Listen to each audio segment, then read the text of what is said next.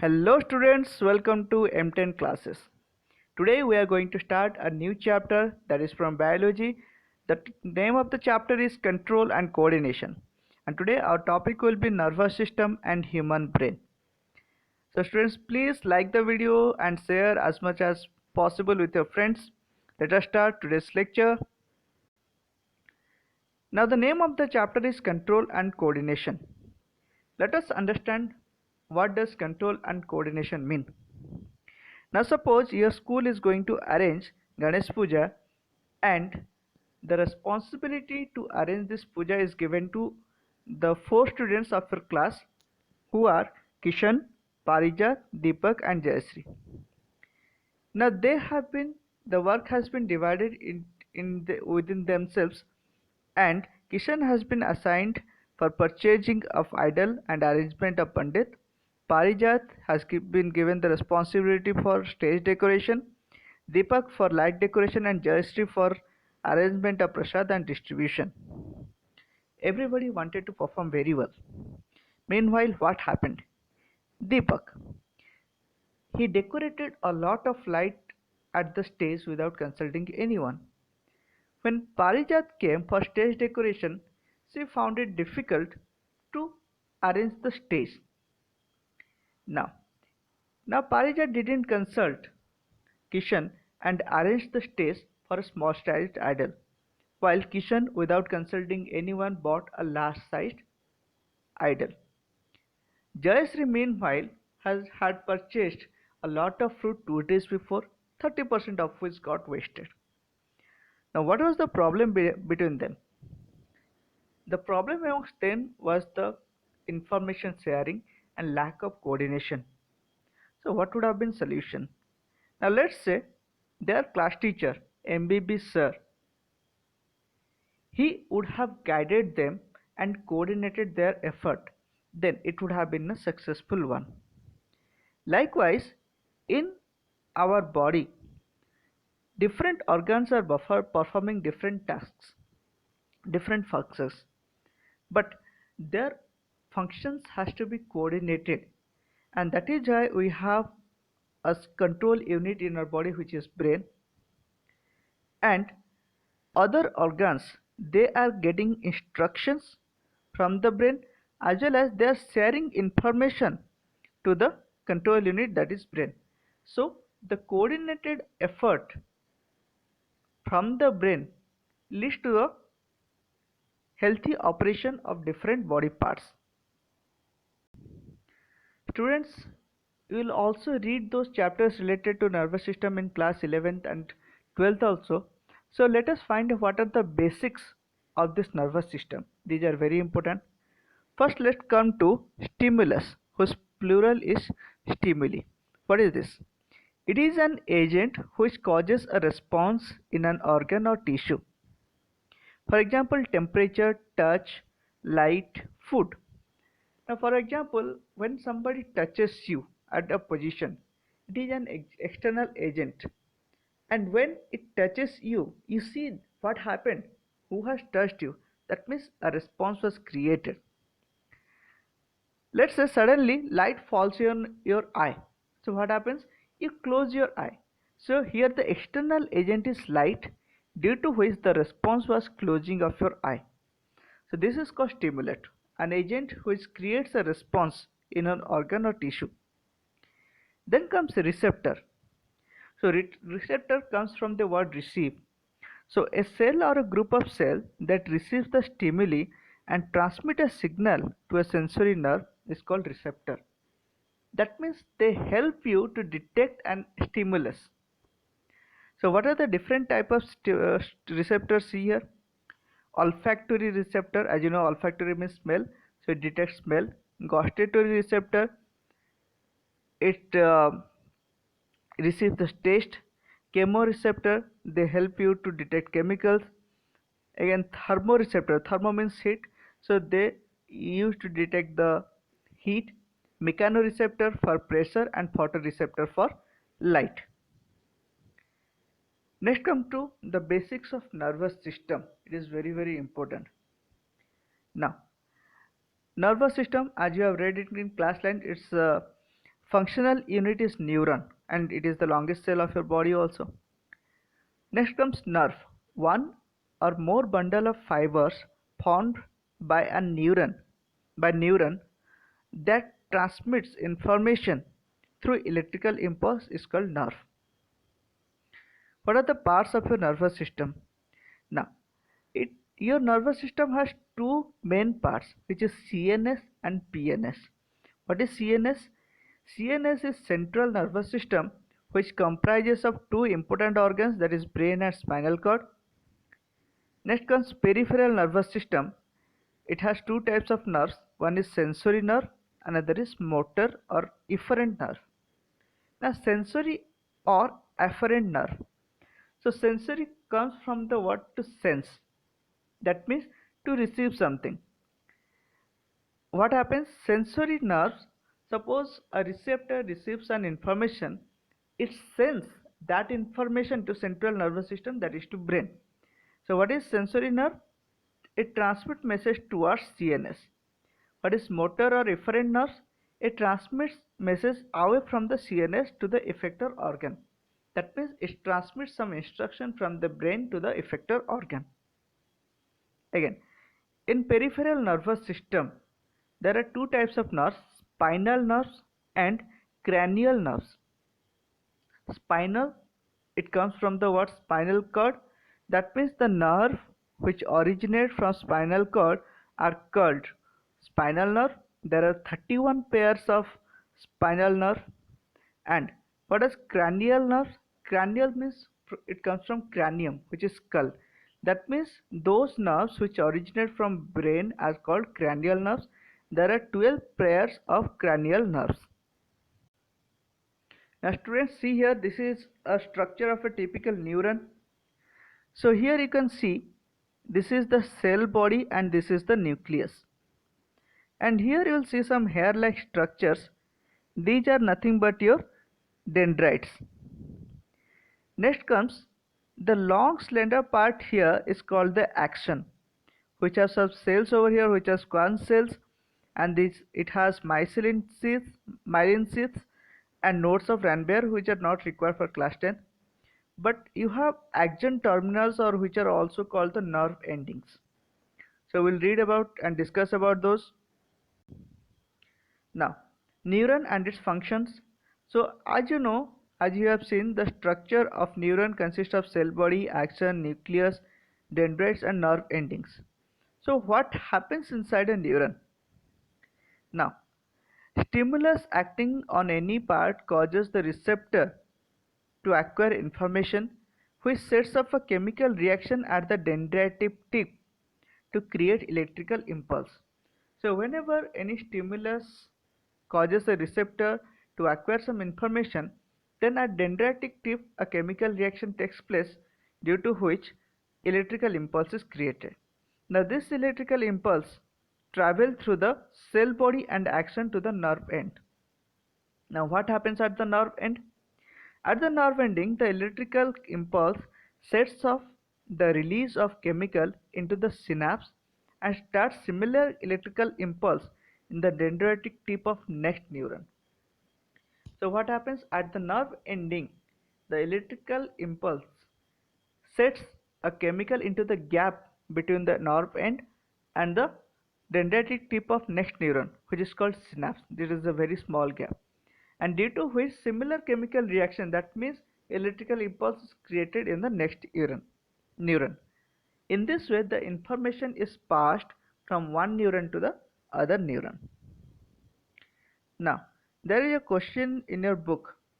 Students, in your biology, there are a lot of questions which are there in your book in the form of questions, and go through it, and it may come in the exams also. Now, it may come as a 3-mark question. Identify the part of the neuron where information is acquired.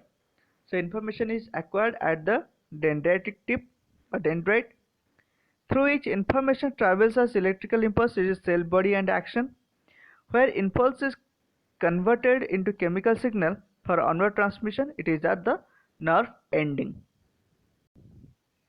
Now students, our nervous system controls 3 types of actions in our body. What are those three types of actions? You have to understand this. First of all, involuntary action. Now, an action which occurs without our conscious choice or willingness is called involuntary action. We cannot control those actions. For example, breathing, digestion, heart beating, eye reflexes, etc. Next comes voluntary action.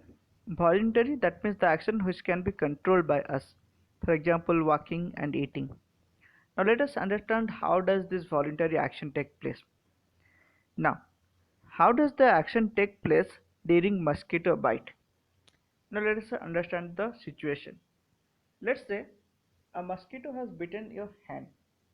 It is there. So when you feel that the mosquito is biting you, what happens? You see, where is it biting? When you see there is a mosquito, then what happens? Your right hand comes and bite it and kills it. Now let us understand this event with the stimulus response pathway. First of all, when the mosquito was biting you, that was the stimulus. And when it is biting you, the muscle cells, they are the receptors. The neuromuscular at the neuromuscular junction, the receptor found that something is happening. Then they send this information through the sensory nerve to the CNS, first to spinal cord. Now this from the spinal cord the information goes on to brain.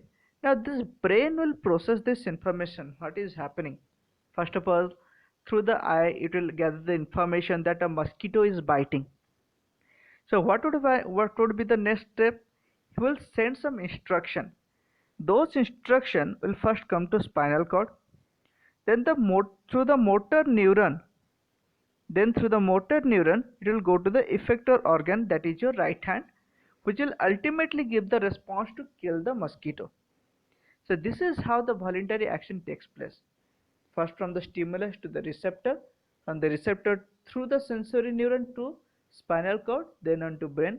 The brain processes the information and gives the instruction to the motor, through it passes through spinal cord, then through motor neuron it passes on to the effector organ, which causes a response. Now next come to reflex action. Reflex action is an involuntary and spontaneous movement in response to a stimulus which doesn't involve the action of brain. This is important. It doesn't involve the action of brain. What happens? The action has to be very fast in some critical conditions. Now let's say you are sleeping and the electric iron is in on condition. Suddenly your hand touched it. Now suppose, let's say there is the involvement of brain. Now first of all, when the hand will touch the electric iron, the receptor will send an information to the spinal cord which will go onto the brain.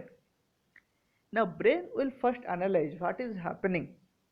So it will instruct the eye to see what is happening. It will gather information.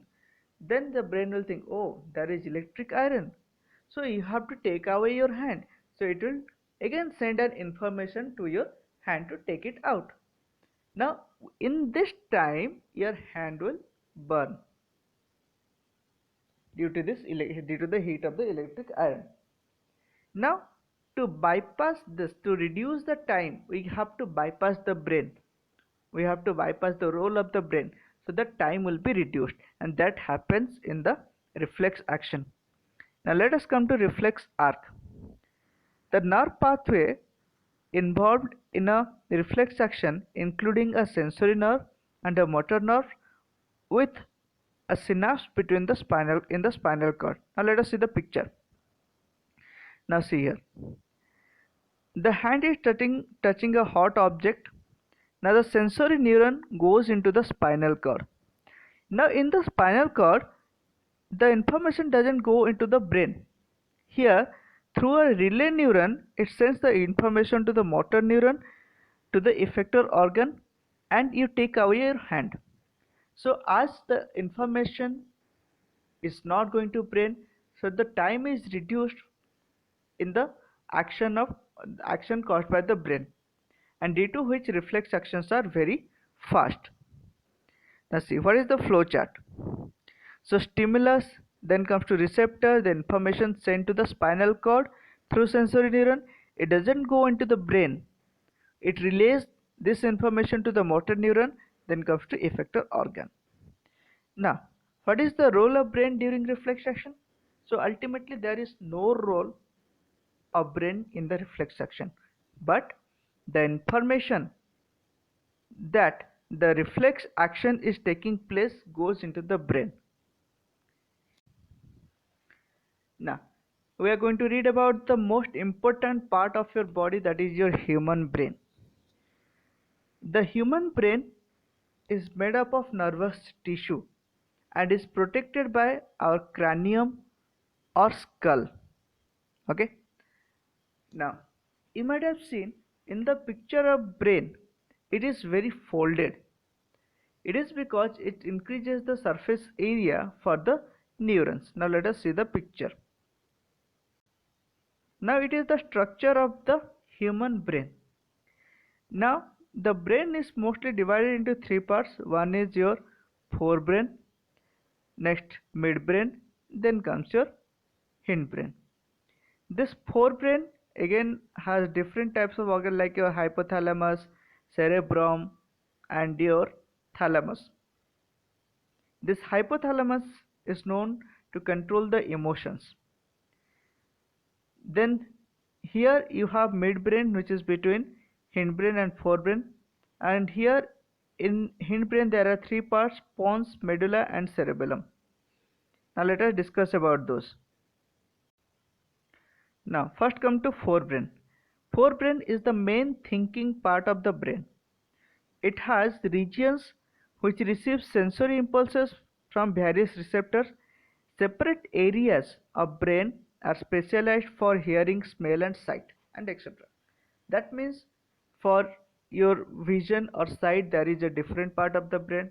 For hearing there is a different part of the brain. Three major parts of forebrain are cerebrum, thalamus, and hypothalamus. You are going to read about those in higher classes.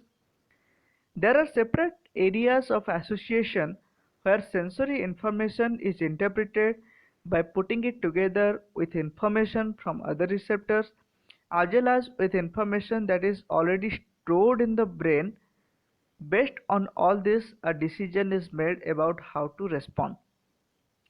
So it was a long sentence and you might get confused. Oh, here is a cycle. You might be getting confused about this cycle. Now suppose let us discuss about a situation. Now let us consider you were a 7 or 8-year child when your papa bought you a new cycle and you went to play where the tires got punctured and you didn't know what to do. So you came to your home crying and asked your papa that, see, my cycle has punctured. Now what to do? Your papa would have been taken you to the cycle repairing store, and there it was repaired, the cycle was repaired, and your papa, let's say, had paid 20 rupees. Now let's say after some days the same situation will happen and your tire has got punctured and you have some cash, let's say 30 rupees with you. Now see, the information was stored in your brain regarding that situation. The next time you will not go to your father. You will see that you would have been seen that you have 30 rupees cash and the cycle repairing store is nearby. You will directly go to the repairing store. You will get it repaired. And this is how the decision takes place inside the brain.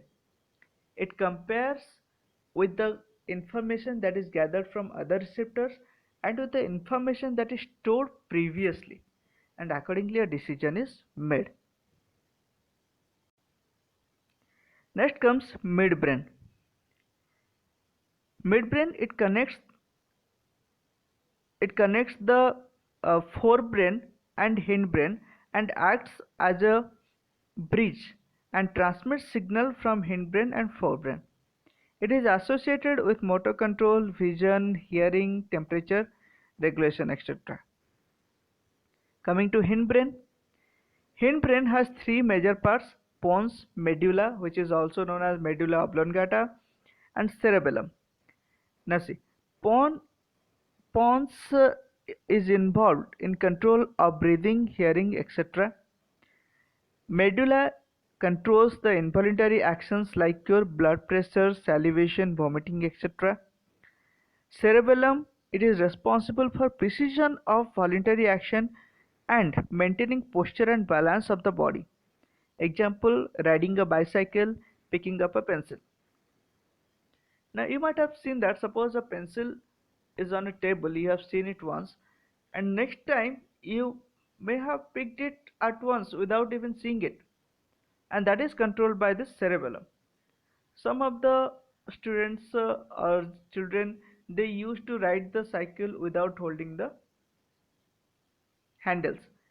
And how do they balance their posture? It is because of cerebellum. So basically hindbrain deals with the involuntary actions. Now, how does a muscle move in response to electrical impulse? It is an important question that is there in your book. Now see,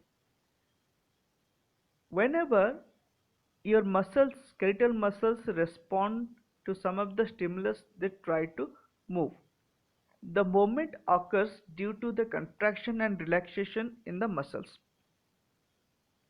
How does it take place? In class 9th, you have read that there is a specific protein called contractile protein present in the muscles.